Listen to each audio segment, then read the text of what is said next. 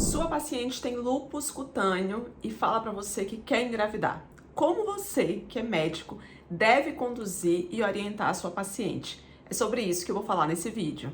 Para quem não me conhece, eu me chamo Rubélia, eu sou médica dermatologista e nesse canal aqui, Descomplica Dermatologia, eu ajudo colegas médicos a atenderem com segurança casos do dia a dia da dermatologia clínica de uma forma prática, resolutiva e descomplicada.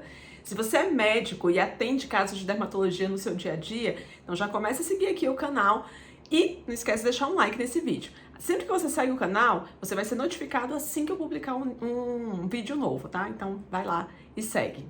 O lúpus por si só não é uma contraindicação formal para uma paciente engravidar, mas alguns cuidados e orientações devem ser seguidos. A primeira coisa é que o lúpus não pode estar em atividade. Então, você deve orientar essa paciente, se o lúpus estiver em atividade, que ela deve aguardar.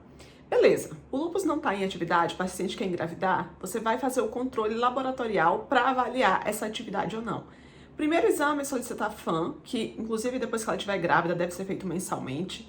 Você vai solicitar os anticorpos, como anti-SM, anti-DNA, anti-RO, anti-LA, anti-U1-RNP e também C3 e C4.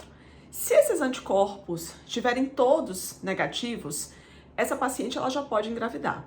Se por um acaso der positivo, você vai ter que aguardar esses anticorpos negativarem e aí depois de 6 meses a paciente vai estar liberada para engravidar. Isso no caso de lúpus cutâneo, tá? Se a paciente tiver lúpus sistêmico, aí tem que conversar com o reumatologista porque geralmente se aguarda esse lúpus não estar em atividade pelo menos 1 ano para poder liberar a gravidez.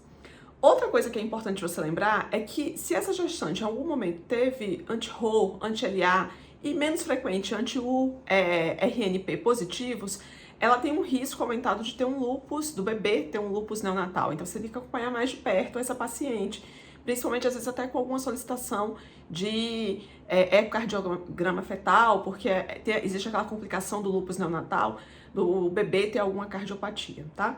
Se essa paciente tiver em uso de alguma medicação imunossupressora, como metotrexato, ciclofosfamida, eles devem ser interrompidos pelo menos 3 meses antes da gestação. Então avalie isso, avalie se não está mais em atividade, se você dá para trocar para alguma outra medicação que não tenha problema na gravidez, como uma prednisona em doses baixas, como por exemplo a hidroxicloroquina.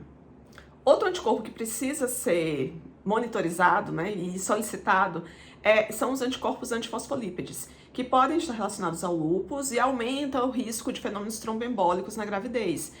E também de perda fetal, de também vasculite, de eclâmpsia. Então, se você tem uma paciente com lúpus, solicite as dosagens dos anticorpos antifosfolípides, porque se eles vierem positivos, aí essa paciente vai precisar fazer aquela anticoagulação com enoxaparina profilaticamente.